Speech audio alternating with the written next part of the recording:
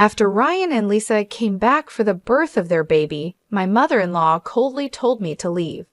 She said her oldest son and his wife would arrive in 5 days and that I should go. I was shocked and confused. "Leave?" I asked. "Yes, we don't need you to act like a mother here anymore. You're not needed. Ryan and his family will stay here. Please leave by tomorrow," she said. I always felt like I wasn't really part of the family since I married.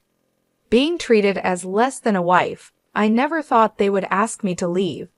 She called me a failure for not being able to have children and told me I should be thankful for what I had. She hinted that seeing my husband was also fed up with me. I'm Patricia Crone. After hearing this, I realized there was no need to pretend everything was okay with my husband if this was all planned without him. My mother-in-law started this, but I don't care about what happens to the house anymore. I hope they realize what they've ignored for so long. I'm 48, living with my husband and his mother near a train station, which makes it easy to get to the city center. My husband, Sean, who is 6 years older and has been promoted recently, wanted a big apartment despite the high rent. Sean, who I met through a friend and married after 3 years despite my inability to have children, has always been kind. He has a son, Ryan, from his previous marriage. Sean asked me to live with his family and son, even though it was a big ask for someone who's never been married before. He said he'd make me happy and not let me suffer. My husband thought we should move to a big apartment where I could have my own space. Ryan, who is turning 8, wouldn't need much looking after because my mother-in-law was there to help. After splitting from his first wife, my husband's parents helped him with taking care of Ryan at their place. Sadly, Sean's dad died in an accident a few years later, and his mom started looking after Ryan full-time. Ryan was shy and didn't look at me much at first, but I thought it was just because he was getting older and maybe felt awkward. I was happy as long as they let me be part of their family. My mother-in-law seemed nice and polite when we first met, right after I got engaged to Sean. She acted so friendly I thought we'd get along well living together. She said she'd keep making meals and Sean often came home late, so it was fine if we didn't eat together. She told me to handle cleaning and laundry, hoping we'd work well together. After we married, I cut down my hours at the pharmacy so I could share in the household chores. I started work late, not getting home until around 9 p.m., but dinner was always ready. However, I usually ate alone since my mother-in-law and Ryan had their dinner earlier. Even though I was married, I sometimes wondered if that was all there was to it, but I accepted that this was just how our family worked. It became clear my mother-in-law didn't really like me or see me as part of the family. I tried to connect with Ryan, asking about his school events, hoping we could all go together. But when Ryan hesitated, my mother-in-law quickly said it would just be her and Sean, not me. I thought she was trying to be nice at first, but I was wrong. "I can take the day off work so we can all go together," I suggested.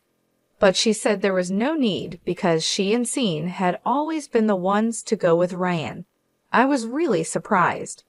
When I talked to my husband about it, he said his mom was very attached to Ryan and might think I was trying to take him away. He promised to speak to her about it. I started to go to school events as a stepmom, but Ryan and I didn't spend much time together. Sometimes I felt like Ryan wanted to talk to me, but my mother-in-law always interrupted. I later learned she had been saying bad things about me to Ryan, like I would be happier without him. She made it seem like I was a bad person, which could easily make a young boy distrust me. I was shocked because I never thought she would do something like that. After Ryan finished high school, he moved out to live with his girlfriend and left for college. Soon after starting his job, he married her quietly and moved away. Once Ryan was gone, my mother-in-law stopped doing any housework and seemed to enjoy making my life difficult. She stopped cooking and would wait for me to make dinner, even though I was not good at it. She would watch me cook and then criticize the food, saying it was terrible. She even said it was good that Ryan never had to eat my cooking. If she didn't like my cooking that much, she could cook herself, but it seemed like she just wanted to criticize me. It wasn't just the cooking. She complained about everything I did, from cleaning to laundry, asking if my family ever taught me anything. She made me feel bad about myself, even criticizing my family. In my frustration, I tightly clenched my fists. My mother-in-law often said harsh things to me, like questioning how I managed to win Scene's heart when she saw little appeal in me as a woman.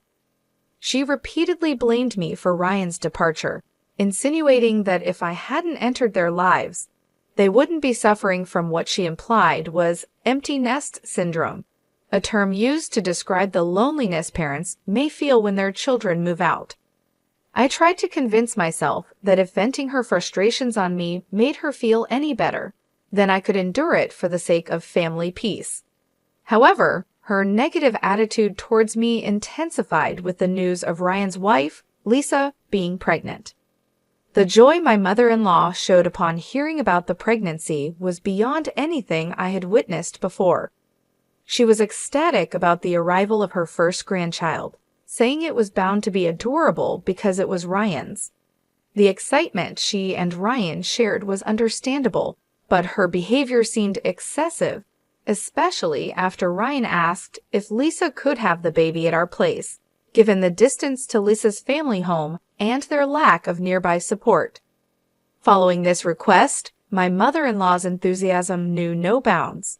She immediately started preparations, from cleaning out Ryan's old room to listing all the necessary baby items. It was as if she was hit by a wave of great-grandchild fever. Naturally, these preparations meant more work for me.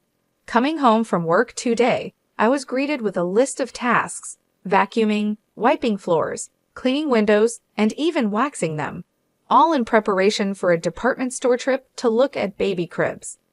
The physical toll of cleaning and waxing late into the night, after already long days at work, was daunting. Any attempt to cut corners was met with demands to redo the work. To make matters worse, my mother-in-law began requesting money for the baby preparations, leading to our house quickly becoming cluttered with baby items. When I suggested that it might be excessive to prepare so much before Lisa and Ryan's arrival, and that perhaps we should wait to choose items with them, my mother-in-law accused me of being cold and uncaring. She pointed out that I wasn't related to Ryan by blood, as if that explained my supposed lack of interest. I tried to argue that it wasn't about not caring, but rather thinking that Lisa might want to be involved in selecting items for her baby. Yet my words fell on deaf ears. My mother-in-law's harsh judgment stung deeply. The accusation that I didn't care about Scene's grandchild was unfair. My intention was to respect Lisa's role as the mother and include her in the preparations, a sentiment that seemed lost on my mother-in-law. This ongoing conflict, marked by accusations and misunderstandings, only deepened the divide between us, making an already challenging situation even more difficult to navigate. I tried to make a fair point, but my mother-in-law looked at me with a sharp glare. I realized I might have been too blunt, and she left the room upset without saying anything. I thought about what happened, but I was also surprised by the way she spoke about the situation. The next day, she stayed in her room, probably still mad. Scene was leaving for a business trip and just shouted his goodbye through her door, telling me not to dampen her excitement about the grandchild since she's been different after Ryan moved out.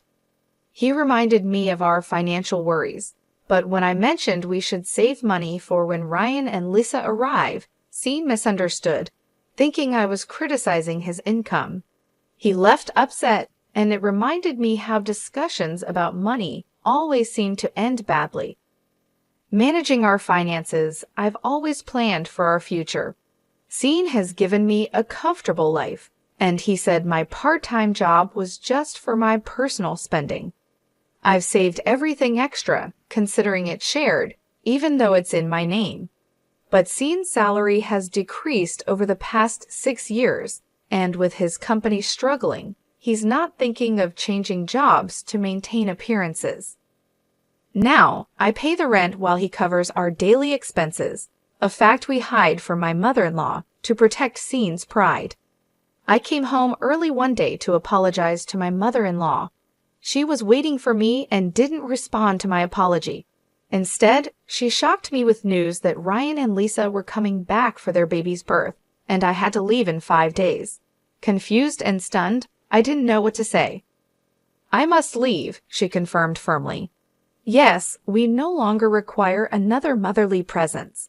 Your role has been redundant for some time. Ryan and his family will be residing here. Ensure that you have vacated by tomorrow."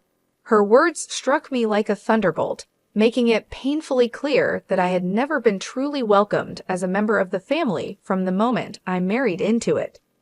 Always viewed as an outsider, the announcement of Ryan's return for the birth of his child underscored this fact unequivocally. "You barren failure?" my mother-in-law persisted. "You were afforded the opportunity to partake in child-rearing. Be appreciative of that. We have no further responsibility towards you. It appears Scene 2 has grown weary of you. Perhaps he's already finding solace with a new companion." Shocked by her insinuations, I swallowed hard. The possibility that my relationship with Scene could be unraveling filled me with dread. Was this a meticulously laid trap I had naively walked into, assuming my husband's fidelity was unshakable? It dawned on me that, up until the previous year, Scene had never been away on overnight business engagements. Resolute, I declared, "I'll leave tonight," as I grabbed my bag and exited the house, embarking on an aimless stroll to soothe my tumultuous emotions. Despite the sting of my mother-in-law's words, I yearned to hear Scene's voice, to confirm his whereabouts directly from him. Yet my attempts to reach him by phone were fruitless. He did not respond to my calls. In a bid for clarity, I contacted his office, only to discover he had requested a few days off. The reality of my mother-in-law's allegations began to weigh heavily on me. Could Scene truly be spending his time away with another woman? As despair enveloped me, tears cascaded down my cheeks. I meandered through the streets, barely aware of my surroundings until a familiar sight halted my aimless wandering. The tavern, located behind the station, a haunt Scene and I frequented in the early days of our life here. "It's still here," I mused, stepping into the familiar warmth of the tavern. The owner's initial surprise at seeing me quickly turned into recognition. "Hey, long time no see. It's been about 6 years," I remarked, trying to bridge the chasm of time since our last visit. "Yes, it's been quite a while. I remember you," he responded, his acknowledgement bringing a small smile to my face amid the swirling chaos of my thoughts. Seeking a slice of normalcy, I requested, "Could I have a beer and a mixed plate of grilled chicken, please?" The tavern owner, a man of few words, nodded in agreement. In that moment, amidst the turmoil of my personal life, the simple act of ordering a meal I once enjoyed with Scene offered a fleeting respite, a brief escape from the harsh reality waiting for me outside the tavern's comforting confines.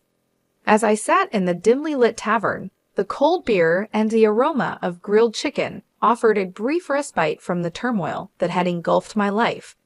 Glancing at my phone, the screensaver, a photo of us smiling during Ryan's 16th birthday celebration, reminded me of better times. Dressed sharply in the suit we had chosen together, we looked like a close-knit family. I longed for those days, the simplicity of our relationships before the chasms had widened. The beer seemed to carry away the day's tension, prompting a contemplation of the immediate future. Should I, leave tomorrow as demanded? With a sense of purpose, I began searching for moving companies online, identifying one that could undertake the task the next day. My thoughts drifted to practicalities, leading me to also look up companies that bought unwanted items, bookmarking 2 possibilities. A simple action, changing the screensaver on my phone, seemed to momentarily clear the fog in my mind. The food and drink tasted especially good, a comfort in the midst of chaos. I decided to table further decisions until after I'd left the tavern's comforting cocoon. Upon leaving, a surprise awaited me. A young waitress from the tavern, breathless from catching up, called out to me. Recognizing me from the screensaver image on my phone, she hesitated before dropping a revelation that shattered any remnants of denial I harbored. My husband was involved in an affair with 2 of their employees. We exchanged contact details, her promise to keep me informed offering a cold comfort. The seeds of doubt planted by my mother-in-law's insinuations had sprouted into a stark reality. Rather than succumb to sadness, a fierce determination took root within me. It was time to face this betrayal head-on. Deciding to act swiftly, I arranged for a moving company to facilitate my departure. If this betrayal involved my mother-in-law and Ryan as well, then my ties to my husband were irreparably severed. Returning home, I spent the night packing, a physical manifestation of the emotional distance that had grown between us.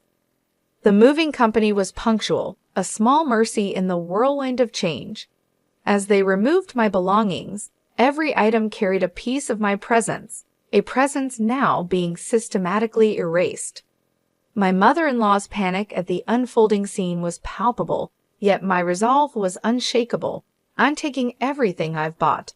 Tomorrow, you can start anew, I declared, my voice steady, a hint of mirth suppressed at her evident dismay. Her protests fell on deaf ears as I directed the movers to continue. She complained loudly, but her words were powerless to alter the course of events. The house was stripped bare of my influence, leaving only the baby items and her ancient dresser as silent witnesses to the end of an era. Well then, I bid you farewell, I said, my parting words marking the closure of this chapter of my life. There should be no trace of me left, so enjoy your life with Sean, Ryan, and his family. Leaving her in stunned silence, I placed the keys on the table and exited, the finality of the gesture not lost on me. The movers stored my belongings temporarily, offering a brief pause in the rush of change. I decided to stay with a colleague, a single beacon of stability in the turmoil. That night, as I lay in a borrowed bed, a sense of completion washed over me. For the first time in a long while, I slept soundly, my dreams free from the shadows that had loomed so large. A week later, the distance from those tumultuous events afforded me a clearer perspective. The steps I had taken, though drastic, were necessary. In that decisive act of leaving, I had reclaimed a part of myself, stepping into an uncertain yet hopeful future. After a while, I finally got a call from my husband. I was already wondering if he was involved in something with another woman. During this time, the young waitress from the tavern reached out to me with a message. She had taken a photo of my husband talking to another woman, not exactly young, at the tavern. It seemed like she wanted to do the right thing by sending me this after following them when they left the tavern. She also sent a photo of them going into a hotel. Seeing this, I felt any love I still had for my husband disappear. I got the woman's name from the waitress and found out where she lived. Armed with all this evidence, my husband called me. "Patricia, where are you? Ryan and his family are here. Aren't you coming back soon?" I told him no, I wasn't coming back because his mom had kicked me out and now Ryan and his family were moving in. It seemed Ryan and his family were struggling financially, bouncing between jobs and now working part-time. My husband tried to convince me to return, saying he missed me. But I told him I was fine and didn't need to worry about me. I mentioned how his mom and Ryan didn't like me and probably preferred having the place to themselves. My comment made my husband silent. He knew his family didn't accept me, but he had ignored it. He said he had something important to say and would come back to talk. A few days later, I visited the house for the first time in a while. There were new furniture and appliances. Ryan and Lisa barely acknowledged me, just nodding without getting up from the sofa. As I sat down, my mother-in-law stared at me fiercely, making the air heavy with tension. Ryan then accused me of taking everything from the house, asking how I could do such a thing when his dad had been supporting me. I explained calmly that I took everything because I had paid for it. "I just did what you wanted by removing all my stuff," I said. "You must think it's crazy, believing I couldn't possibly afford all those things with just a part-time job at the pharmacy, my husband remarked, looking a bit puzzled. Then he seemed to accept the situation, saying that we had been managing with both our incomes for a while. But then I had to explain further that Sean's job wasn't doing well, and his pay had decreased a lot. For the last 6 years, I've been the one filling in the financial gaps, and now I'm even paying our rent. My mother-in-law was surprised to hear this and looked at my husband. I clarified, I'm not just working part-time. As a pharmacist, I actually earn quite well, now even more than Sean. At this, my husband avoided my gaze, and my mother-in-law didn't know where to look. I then told Ryan that he would need to start paying the rent if he was going to live here. After all the support you've received, it's time you took care of things, I said. Ryan was shocked when I mentioned the rent was $7,500. Good luck, I added, telling him I no longer had any responsibilities here since my role seemed to be over. Ryan couldn't believe it, and Lisa was upset, asking, were we not supposed to live here for free? The thought of them covering rent and other costs seemed to surprise them. I couldn't help but almost laugh, suggesting they could always find a cheaper place since Sean still had a decent income. This seemed to calm Lisa a bit until I hinted about leaving Sean, especially with his new situation involving another woman.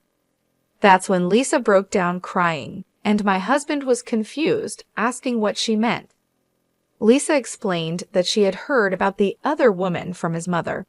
It seemed like it was time for me to end my role as a wife as well. My husband seemed to think there was no proof of his affair, unaware that I knew more than he thought, and it hadn't even been 7 days since the whole situation blew up. I decided to leave the house. Mentioning Sandra's name made my husband realize I knew everything. He looked defeated, understanding this wasn't the right time for a divorce discussion. I'll be leaving now. If you want to talk, use a lawyer, I said. My husband, Sean, and Ryan didn't say anything as I got up to leave. My mother-in-law stood up too, angrily blaming me for everything wrong in the house. I responded, frustrated, reminding her that she was the one who told me to leave and mentioned Sean's affair. She had been meddling too much. I wished I had been firmer about my relationship with Ryan, not letting her get in the way. Ryan has nothing to do with this. Sean, you should be there for him, she said, confusingly trying to shift blame. If she hadn't brought Ryan back or hinted at Sean's affair, I would still be supporting Sean and this house. It was always her causing trouble. As I left the room, my mother-in-law was silent and shaking with anger. After that, Sean agreed to the divorce without much resistance. The evidence of his affair was undeniable. They soon started moving out, and Ryan and Lisa returned to their own place, leaving my mother-in-law alone. Sean thought about remarrying, but Sandra, his new partner, was upset about the alimony and didn't want to live with his mother. There were talks of placing my mother-in-law in a care facility, which felt sad considering everything she did for her family. It seemed like everyone was ready to move on without her. After everything that happened, Ryan sent me an apology letter, acknowledging the situation. In his letter, Ryan shared how he wished he had been pampered more as a kid. He said he couldn't talk to me because his grandma didn't like it, and he was really happy when I came to his school events. It made me think that maybe I should have tried harder to connect with him. Perhaps then our relationship could have been better. Even though we're not close anymore, I still hope Ryan finds happiness. I'm back working as a pharmacist and found a new apartment near my job. I didn't feel right keeping the furniture and stuff I took from the house, so I had a junk removal service take it all away. Life is much nicer without my mother-in-law causing trouble. For now, I just want to focus on being happy for myself.